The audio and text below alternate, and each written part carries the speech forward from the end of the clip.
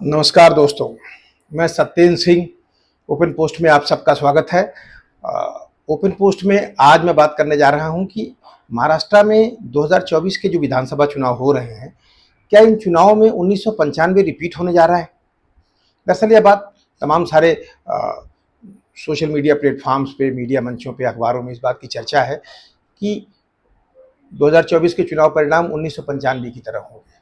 कुछ इसी शक्ल में बात हो रही है।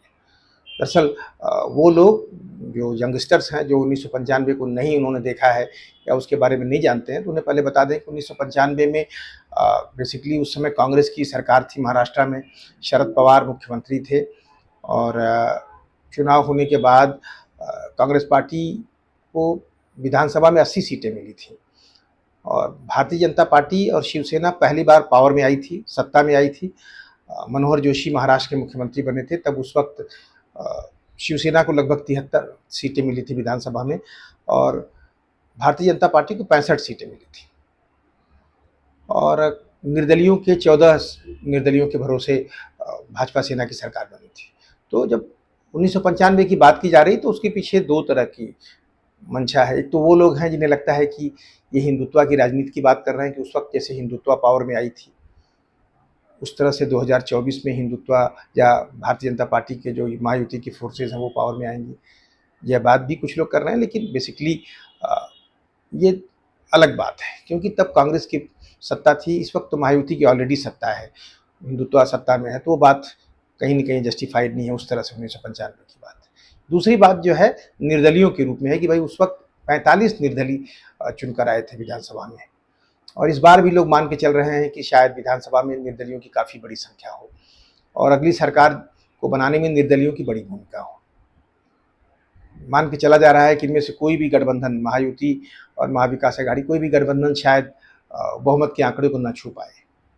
यह एक आकलन है, ये समझ है। बेसिकली इसको थोड़ा समझने के लिए अगर हम कंपेयर करें 1980 माफ़ कीजिएगा 1995 और 2024 को, तो थोड़ी सी और क्लैरिटी होगी कि 1995 में कांग्रेस पार्टी के खिलाफ बड़ा मोमेंटम था। कांग्रेस रूलिंग पार्टी थी। मुंबई में दंगे हुए थे, बम ब्लास्ट हुआ था, बहुत कुछ हुआ था। उस वक्त कांग्रेस पार्टी के अंदर से भी शरद पवार और सुधाकर राव नाइक ने अलग अलग बागियों को चुनाव लड़ा दिया था, अपने अपने बागी लड़ाए गए थे। इसके बाद कांग्रेस पार्टी चुनाव हार गई थी और वो हिंदू राजनीति के उफान का या उभार का समय था। भारतीय जनता पार्टी पिछले चुनाव में भी ठीक ठाक 11% वोट, 11.5% वोट पाई थी। शिवसेना को 16% वोट मिला था 1990 में, तो 1-1.5%, 2% वोट बढ़ा था और दोनों वापस सत्ता में आए थे। तो परिस्थितियां बिल्कुल अलग थी उस वक्त। इस वक्त उस तरह की कोई स्थिति नहीं। इस वक्त महायुति सत्ता में है, हिंदू राजनीति की ताकतें सत्ता में है। दूसरी बात यह है कि उस वक्त अगर कांग्रेस पार्टी और हिंदुत्व की दोनों फोर्सेस को मिला दिया जाए, उनके वोट शेयर को, तो मिलकर के लगभग 60% के आसपास थे। जैसे कि कांग्रेस को 31% वोट मिले थे 1995 में, भाजपा को 12-12.5% के आसपास, 17% के आसपास शिवसेना को वोट मिला था। कुल 60-61% के आसपास दोनों ही फोर्सेस को मिलकर के वोट मिला था। 40% का वोट महाराष्ट्र में इनके फोल्ड से बाहर था। उस वक्त महाराष्ट्र में तमाम दूसरी पॉलिटिकल फोर्सेस काफ़ी सजग और काफ़ी कारगर भूमिका में थी। वहाँ मतदाताओं का काफ़ी मूवमेंट हुआ होगा इधर से उधर। 2024 में स्थितियाँ उससे बिल्कुल अलग हैं। इस वक्त यहाँ की 6 पॉलिटिकल पार्टियाँ 2 धड़ों में पूरी तौर पे लामबंद हैं। एक तरफ भाजपा, एकनाथ शिंदे की शिवसेना, अजीत पवार, दूसरी तरफ कांग्रेस, उद्धव ठाकरे की शिवसेना और शरद पवार। तो ये 6 पार्टियां जो सबसे बड़ी पार्टियां हैं, पूरी तौर पे 2 धड़ों में लामबंद हैं। इंडिया गठबंधन में कुछ 1-2 और एलाइज भी हैं, वैसे देखा जाए तो पीपुल्स वर्कर पार्टी, पिजन वर्कर पार्टी, जो भी है, इस तरह से कई 2 और भी पार्टीज हैं, लेफ्ट है उसमें। तो कुल दे करके इस वक्त सामाजिक गोलबंदी उस वक्त से बिल्कुल अलग है और काफ़ी ज़्यादा है। और सामाजिक गोलबंदी इतनी बड़ी है कि अगर लोकसभा चुनाव को सामने रखिए तो ये दोनों गठबंधन मिला के लगभग 80% वोट शेयर को कवर करते हैं। इनके फोल्ड के बाहर महज 20% वोट शेयर है।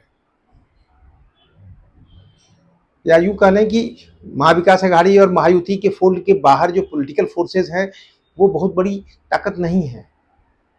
जैसे इस वक्त महाराष्ट्र में 2-3 ताकतें हैं इनके फोल्ड से बाहर, जैसे कि एक प्रकाश अंबेडकर की वंचित विकास अघाड़ी है, वंचित बहुजन अघाड़ी है।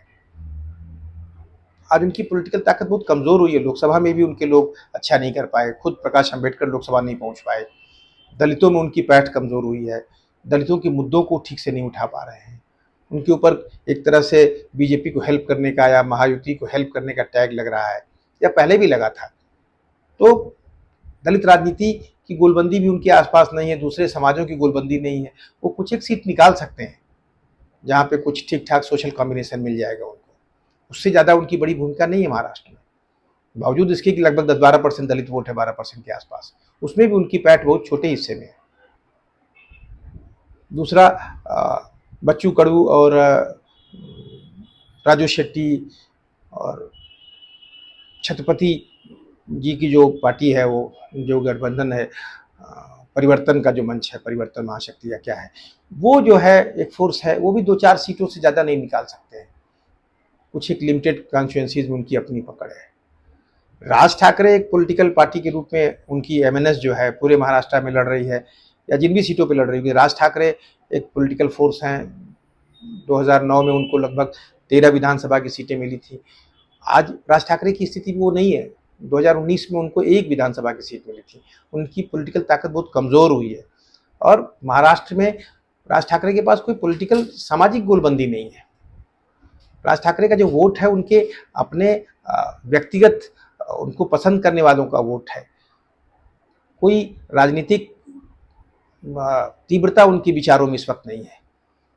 यहाँ तक कि आप खुद देखिए कि उनके बेटे अमित ठाकरे माहिम में विधानसभा सीट पर फंसे हुए हैं, जहाँ पर कि भारतीय जनता पार्टी अगर उन्हें सपोर्ट करती है तब शायद चीज़ें उनके पक्ष में ज़्यादा होंगी। या यूँ कह सकते हैं कि राज ठाकरे अपनी ज़मीन को बचाए रखने के लिए लड़ रहे हैं। राज ठाकरे अच्छा करेंगे तो कुछ सीटों पे कुछ लोगों को हरा देंगे।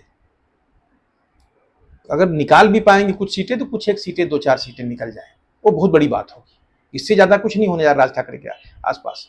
तो उनके पास काफ़ी अच्छे कार्यकर्ता हैं और वो ठीक से लड़ सकते हैं, लेकिन उनमें से कुछ लोग कार्यकर्ताओं के भरोसे निकल जाएं तो ही जाके 2-4 सीटें पहुँचेंगी। कुल दे करके महाविकास अघाड़ी और महायुति के फोल्ड के बाहर जो पॉलिटिकल फोर्सेस हैं वो बहुत बड़ी नहीं है, उनके पास बड़ा वोट शेयर नहीं है। और फिर बचता है मामला बागियों का। तो जो बागी हैं वो महायुति के ही बागी हैं। तो महायुति में दोनों ही महायुति और महाविकास अघाड़ी के बागी हैं, माफ कीजिएगा, दोनों जो गठबंधन है। तो जो गठबंधनों के बागी होंगे वो उन गठबंधनों के तीनों पार्टियों में किसी एक पार्टी के बागी होंगे, या उस एक पार्टी के उम्मीदवार होंगे जिसे गठबंधन ने टिकट नहीं दिया होगा। तो वैसे भी वो 3 पार्टियों के गठबंधन में उनको अपने पार्टी के लोगों का अगर समर्थन मिलता है तो भी वो अपने गठबंधन को हराने के काम ज़्यादा आएंगे। जीत की गणित उनके पक्ष में ज़्यादा नहीं बन पाएगी। कुछ एक सीटें हो सकती है जहाँ वो जीत की गणित बन जाए। तो इस तरह से अगर देखें तो महाविकास अघाड़ी और महायुति दोनों गठबंधन काफ़ी मजबूत हैं, एक बड़े वोट शेयर को कवर करते हैं, और निर्दलियों की बड़ी संख्या में जीत के आने की संभावना इस तरह से काफ़ी नहीं बनती, या छोटी पार्टियों की बड़ी संख्या में जीत के आने की संभावना नहीं बन सकती। हो सकता है कि दोनों गठबंधन बिल्कुल नेक टू नेक बहुमत के आसपास हो सकता है तब 2-4 सीटें छोटी पार्टियों का या दूसरी निर्दलियों का उनकी बड़ी भूमिका बन जाए, लेकिन बड़ी संख्या में निर्दलीय चुनाव जीत के आएंगे ऐसा नहीं लगता है। मेरा अपना आकलन है कि अगर इस चुनाव में अगर कुछ भी अगर नहीं बदलता है या कुछ अप्रत्याशित नहीं होता तो दोनों गठबंधनों में से कोई न कोई एक गठबंधन बहुमत के साथ सरकार बनाएगा, और हो सकता है कि वो जीत बड़ी हो, क्योंकि दोनों ही गठबंधनों की वैचारिक तीव्रता काम कर रही है। पूरा फोकस सामाजिक गठबंधनों पे है। सोशल इंजीनियरिंग या सोशल गठबंधन लोग कैसे करते हैं, दोनों पार्टियां कैसे उनको साधती हैं, इस पर बहुत कुछ डिपेंड करेगा। तो हो सकता है किसी को बड़ी लीड मिल जाए। अभी भी दोनों नेक टू नेक है, तो नेक टू नेक होने पे हम ये मान सकते हैं कि अगर नेक टू नेक रहती हैं और ये सारा का सारा उनका सामाजिक समीकरण नेक टू नेक रहता है तो हो सकता है कोई सत्ता से नीचे फिसल जाए और 2-4 सीटों की जरूरत हो, लेकिन ऐसा नहीं होगा।